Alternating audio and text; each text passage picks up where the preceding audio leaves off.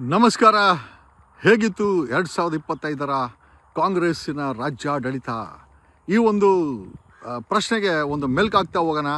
ಯಾವ ರೀತಿ 2025ರಲ್ಲಿ ಕಾಂಗ್ರೆಸ್ ರಾಜ್ಯಭಾರ ಮಾಡ್ತು, ಏನೇನು ಚಾಲೆಂಜಸ್ ಬಂತು, ಏನೇನು ಸಂಕಷ್ಟ ಎದುರಿಸ್ತು, ಯಾರ್ಯಾರು ಏರಿಳ್ತಾ ಆದರು, ಇದ್ರ ಬಗ್ಗೆ ಎಲ್ಲ ಮಾತಾಡ್ತಾ ಹೋಗೋಣ.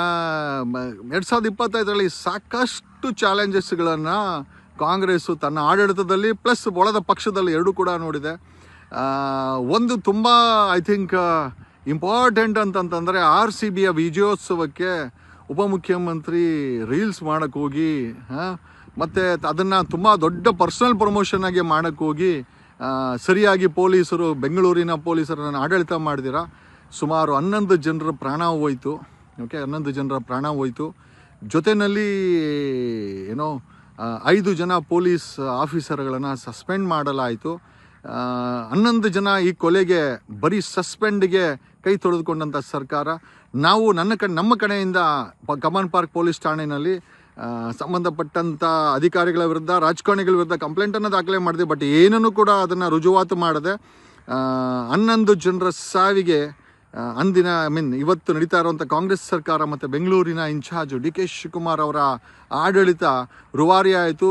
ಬೆಂಗಳೂರಿನ famous police commissioner Dayanand, additional commissioner, DCP, ACP, Cubbon Park ಇನ್ಸ್ಪೆಕ್ಟರ್ನ 5 ಜನರನ್ನ ಸಸ್ಪೆಂಡ್ ಮಾಡಿ ಸರ್ಕಾರ ತನ್ನ ಕೈಯನ್ನು ತೊಳೆದುಕೊಳ್ತು. ಒಂದು ಕಡೆ ಆಯಿತು ಅಂತಂದರೆ ಸತ್ತವರು ಕೂಡ ಅಮಾಯಕರೇ ಅಂತ ಹೇಳುತ್ತಾ, ಮತ್ತು ಅದೇ ರೀತಿ ಮುಂದುವರೆದ ಜಟಾಪಟಿಯಲ್ಲಿ ನಾನು CM ಆಗಬೇಕು ಅಂತ DK ಶಿವಕುಮಾರ್ ಪಟ್ಟಂಥ ಪಾಡು. ಅಷ್ಟಿಷ್ಟಲ್ಲ, ಘೋಷಣೆಗಳ ಮೇಲೆ ಘೋಷಣೆಗಳು, ಡೆಡ್ಲೈನ್ಗಳ ಮೇಲೆ ಡೆಡ್ಲೈನ್ಗಳು, ಯಾವುದು ಕೊಟ್ಟರು ಏನಕ್ಕೂ ಮಣಿಯದಂಥ ಈ ಕಾಂಗ್ರೆಸ್ ಹೈಕಮಾಂಡು ಜೊತೆಯಲ್ಲಿ ಎಲ್ಲೋ ಒಂದು ಕಡೆ ತನ್ನ ಹಿಂದೆ ನಂಬರ್ಸ್ ಕೊರತೆಯಿಂದ ಪದೇ ಪ್ರಯತ್ನ ಪಟ್ಟರು. DK ಶಿವಕುಮಾರ್ CM ಆಗಲು ಸಾಧ್ಯವಾಗಲಿಲ್ಲ 2025ರಲ್ಲಿ. ಜೊತೆಯಲ್ಲಿ ಮುಂದೆ ಬಂದದ್ದು 2025ರಲ್ಲಿ ಇದೇ ಧರ್ಮಸ್ಥಳದ ಪ್ರಕರಣ ರಾಷ್ಟ್ರೀಯ ಮಟ್ಟಕ್ಕೆ, ಅಂತಾರಾಷ್ಟ್ರೀಯ ಮಟ್ಟಕ್ಕೆ SIT ರಚನೆ ಆಯಿತು. SIT ರಚನೆ ಆದ ಮೇಲೆ ಆ ತನಿಖಾ ಮಾಡುವ ಸ್ಥಿತಿನಲ್ಲಿ 3 ಪಕ್ಷಗಳು ಕೊಂದವರ ಜೊತೆಯಲ್ಲಿ ನಿಂತ್ಕೊಂಡು ನೊಂದವರನ್ನು ಕೈ ಬಿಟ್ಟರು. ನೊಂದವರ ವಿರುದ್ಧ FIRಗಳನ್ನು ಮಾಡಿದ್ರು, ಗಡೀಪಾರುಗಳನ್ನು ಮಾಡಿದ್ರು. ಧ್ವನಿ ಎದ್ದಂಥ ನಮ್ಮವ್ರ ಮೇಲೆ, ನನ್ನಂಥವ್ರ ಮೇಲೂ ಸಹ 6 FIR ಮಾಡಿದ್ರು. ಕರ್ನಾಟಕದ ನಾನಾ ಮೂಲೆಗಳಲ್ಲಿ 6 FIRಗಳನ್ನು ನನ್ನ ಮೇಲೂ ಸಹ ಮಾಡಿದ್ರು. ಡೆಫಿನೆಟ್ಲಿ ನಾವು ಕೂಡ ಅದನ್ನು ಹೈಕೋರ್ಟಲ್ಲಿ ಅದನ್ನು ಸ್ಕ್ವಾಶ್ಗೆ ಮತ್ತು ಸ್ಟೇಗೆ ಮೂವ್ ಮಾಡಿದ್ದೀವಿ. ಯಾಕೆ ಅಂತಂದರೆ ದೇಶದ ಸಂವಿಧಾನ ಸರ್ಕಾರ ಮಾಡೋರಿಗೆ ಹೆಂಗಿದೆ ಹಂಗೆ ಕೂಡ ನಮಗೂ ಕೂಡ ಇದೆ. ಸಾಕಷ್ಟು ಜನರು ಧರ್ಮಸ್ಥಳದ ಪ್ರಕರಣದಲ್ಲಿ ನ್ಯಾಯ ಸಿಗುತ್ತೆ ಅಂತ ಇಚ್ಛೆ ಪಟ್ಟರು. ಬಟ್ ಆದರೆ ಅದಕ್ಕೆ ಎಳ್ನೀರು ಎರಡೂ ಬಿಟ್ಟಂಥದ್ದು ಇದೇ ಕಾಂಗ್ರೆಸ್ ಸರ್ಕಾರ. ಜೊತೆಯಲ್ಲಿ ನಾವು ಕೂಡ ಏನು ಕಡಿಮೆ ಇಲ್ಲ ಅಂತ ಕೊಂದವರ ಜೊತೆಯಲ್ಲೇ 3 ಪಕ್ಷಗಳು, ಕಾಂಗ್ರೆಸ್ ಸರ್ಕಾರ ಆಗಿರ್ಬೋದು ಅಥವಾ JDS ಆಗಿರ್ಬೋದು, BJP 3 ಪಕ್ಷಗಳು ನಿಂತ್ಕೊಳ್ತು. ಜನರ ಅಪೇಕ್ಷೆಯಂತೆ ಯಾರಿಗೂ ಕೂಡ ಶಿಕ್ಷೆ ಆಗಲಿಲ್ಲ, ಒಂದು ನೋಟಿಸ್ ಕೂಡ ಕೊಡಲಾಗಲಿಲ್ಲ. This is also biggest failure. RCB ಒಂದು ಫೇಲ್ಯೂರ್ ಆಯಿತು ಅಂತಂದ್ರೆ 11 ಜನರ ಬಲಿ ತಗೊಂಡ್ರೆ ಕೊಂದವರು ಯಾರು ಅನ್ನೋ ಪ್ರಶ್ನೆಗೆ SIT ಕೂಡ ಉತ್ತರ ಹುಡುಕ್ಲಿಕ್ಕಾಗಿಲ್ಲ. ಬದಲಾಗಿ ಯಾರ್ಯಾರು ಪ್ರಶ್ನೆ ಮಾಡಿದ್ರು, ನಮ್ಮ ರೀತಿ ಯಾರ್ಯಾರು ಈ ನ್ಯಾಯ ಸಿಗಬೇಕು ಅಂತ ಹೋರಾಟ ಮಾಡಿದ್ರು ಅವರನ್ನೇ ಫಿಕ್ಸ್ ಮಾಡೋ ಅಂಥ ಕೆಲಸವನ್ನು ಇದೇ ಕಾಂಗ್ರೆಸ್ ಸರ್ಕಾರ SIT ಮೂಲಕ, ಪೊಲೀಸರ ಮೂಲಕ ಮಾಡಿತು ಅಂತ ಹೇಳುತ್ತಾ, ತದನಂತರ ಬಂದಿದ್ದ ಕಬ್ಬು ಬೆಳೆಗಾರರ ಬೆಲೆ 3,300 ರೂಪಾಯಿ ಕೊಡಬೇಕು ಅಂತ ತಿಂಗಳಾನ್ಗಟ್ಟಲೆ ಕಬ್ಬು ಬೆಳೆಗಾರರು ನಿಂತ್ಕೊಂಡ್ರು. ನಾನು ಸಹ ಬೆಳಗಾಂಗೆ ಹೋಗಿ ಬೆಳೆಗಾರರ ಜೊತೆ ನಿಂತ್ಕೊಂಡಾಗ ಅಂದೇ ಅವತ್ತು ಸರ್ಕಾರ 3,300 ರೂಪಾಯಿ ನಿಗದಿ ಮಾಡಿತು. ಆದರೂ ಕೂಡ ಕೆಲವು ದಿನಗಳಲ್ಲಿ ಹಿಂಸಾಚಾರ ಮತ್ತು ಬೆಳೆದ ಬೆಳೆಗೆ ಟ್ಯಾಕ್ಟ್ರಿಗಳಿಗೆ ಬೆಂಕಿ ಇಟ್ಟು ತಮ್ಮ ಆಕ್ರೋಶವನ್ನು ವ್ಯಕ್ತಪಡಿಸಿದಂಥ ಕಬ್ಬು ಬೆಳೆಗಾರರು. ತದನಂತರ ಬಂದಿದ್ದೆ ಒಂದು ಕಡೆ ಕಬ್ಬು ಬೆಳೆಗಾರ ಆಗಿದ ತಕ್ಷಣ ನಂತರ ಬಂದಿದ್ದೆ ಹುಬ್ಳಿ ಧಾರವಾಡದಲ್ಲಿ 2.5 ಲಕ್ಷ ಸರ್ಕಾರಿ ನೌಕರರನ್ನು ಫಿಲ್ ಮಾಡ್ತೀವಿ ಅಂತ ಯಾವ ಮ್ಯಾನಿಫೆಸ್ಟೋದಲ್ಲಿ ಕಾಂಗ್ರೆಸ್ ಸರ್ಕಾರ ಹೇಳಿತು. 1 ವರ್ಷದಲ್ಲಿ 2.5 ಲಕ್ಷ ಪೋಸ್ಟ್ಗಳನ್ನು ಫಿಲ್ ಮಾಡ್ತೀವಿ ಅಂತ ಹೇಳಿದಂಥ ಕಾಂಗ್ರೆಸ್ ಸರ್ಕಾರ 3 ವರ್ಷದ ನಂತರ ಸಹ ಮಕ್ಕಾಡೆ ಮಲಗಿತ್ತು. ಹುಬ್ಳಿ ಧಾರವಾಡದಲ್ಲಿ ಹುಡುಗರು ಬೀದಿಗಿಳಿದ್ರು.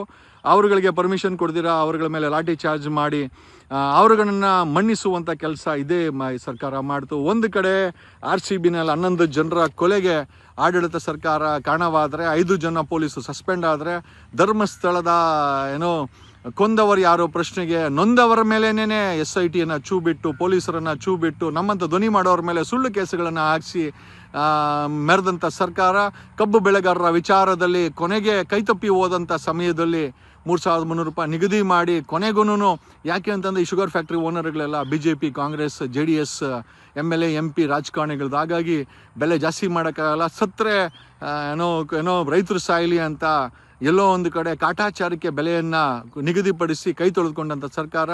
ನಂತರ ಬಂದಿದೆ ಅಲ್ಟಿಮೇಟ್ಲಿ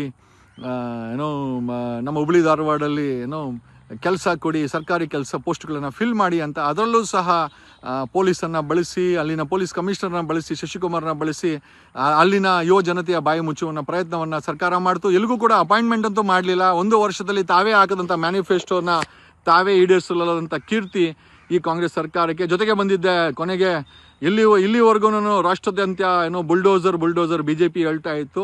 ಅದನ್ನು ಕೋಗಿಲು ವಿಚಾರದಲ್ಲಿ ಬಡವರ ಮನೆಗೆ ಬುಲ್ಡೋಸರ್ ನುಗ್ಸಿ ರಾಷ್ಟ್ರೀಯ ಮಟ್ಟಕ್ಕೆ ಕ್ರಿಟಿಸಿಸಮ್ನ ಫೇಸ್ ಮಾಡಿದಂಥ ಇದೇ ಕಾಂಗ್ರೆಸ್ ಸರ್ಕಾರ. ಮತ್ತು ಒಂದಲ್ಲ ಎರಡಲ್ಲ ಸುಮಾರು 200 ಪೊಲೀಸ್ ಅಧಿಕಾರಿಗಳು ಸಸ್ಪೆಂಡ್ ಆಗಿ, ಲಾಡಿ ಬಿಚ್ಚಿ, ATM ದರೋಡೆ ಮಾಡಿದ್ದು, ಚಿನ್ನ ಕಳ್ತನ ಮಾಡಿದ್ದು, ಕೊಡಿಗಳ್ಳಿ ಮುತ್ತುರಾಜ್ ರಿಯಲ್ ಎಸ್ಟೇಟ್ ಮಾಡಿದ್ದು, ಒಬ್ಬ DCP ಕ್ರಿಮಿನಲ್ ವ್ಯಕ್ತಿಗಳ ಜೊತೆ ಫೋಟೋಗಳನ್ನೇ ಇಸ್ಕೊಂಡು ಅಲ್ಲಿಂದ ಎತ್ತಂಗಡಿ ಆಗಿದ್ದು, ಟ್ರಾನ್ಸ್ಫರ್ ಆಗಿದ್ದು, ಈ ಎಲ್ಲ ವಿಚಾರಗಳು ನಡೆದಿದ್ದು 2025ರಲ್ಲಿ. ಆಮೇಲೆ ಪದೇ DK ಶಿವಕುಮಾರ್ ನಾನು CM ಆಗ್ತೀನಿ ಅಂತ ಪ್ರಪೋಸಲ್ ಕೊಟ್ಟಿದ್ದೆ, ಡೇಟ್ ಮೇಲೆ ಡೇಟ್ ಕೊಟ್ಟಿದ್ದೆ.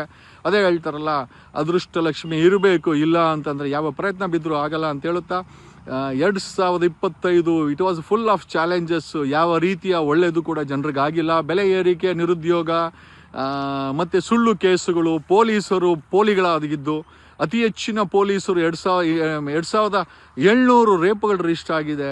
700 ರೇಪ್ಗಳು ರಿಜಿಸ್ಟರ್ ಆಗಿದೆ ಕರ್ನಾಟಕದಲ್ಲಿ 2025ರಲ್ಲಿ. ಜೊತೆಯಲ್ಲಿ ಕ್ರೈಮ್ ಮಟ್ಟ ಜಾಸ್ತಿ ಆಗಿದೆ. ಅದು ಕ್ರೈಮ್ ಪೊಲೀಸರು ಮಾಡ್ತಾರಂಥ ಕ್ರೈಮ್ ಅತಿ ಮಟ್ಟಕ್ಕೆ ಹೋಗಿದೆ. ಪೊಲೀಸರು ದಾಖಲಿಸಿರುವಂಥ ಸುಳ್ಳು ಕೇಸುಗಳು ದೊಡ್ಡ ಮಟ್ಟಕ್ಕೆ ಹೋಗಿದೆ. 5 ಕೋಟಿ ಕೇಸುಗಳು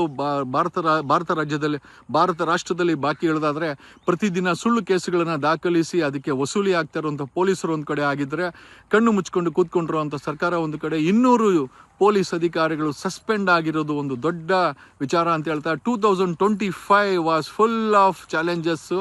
ಬಟ್ ಯಾವುದೇ ರೀತಿಯ ಅನುಕೂಲಗಳು ಜನರಿಗೆ ಆಗಿದೆಯಾ? ದಯಮಾಡಿ ಕಮೆಂಟ್ ಮಾಡಿ. ನಿಮ್ಮ ಕಮೆಂಟ್ ಬಾಕ್ಸು ನಿಮ್ಮದೇ ಶೇರಿಂಗು, ನಿಮ್ಮದೇ ಕಮೆಂಟ್ ಬಾಕ್ಸು ನೀವು ಶೇರ್ ಮಾಡ್ಬೋದು ಅಂತ ಹೇಳುತ್ತಾ, ನಮಗೆ ಗೊತ್ತಂಥ ವಿಚಾರಗಳನ್ನು ಕವರ್ ಮಾಡೋಕ್ಕೆ ಟ್ರೈ ಮಾಡಿದ್ದೀವಿ ಅಂತ ಹೇಳುತ್ತಾ, ನಾನು ನಿಮ್ಮ advocate Jagadeeshan. 2025 a glance. Thank you.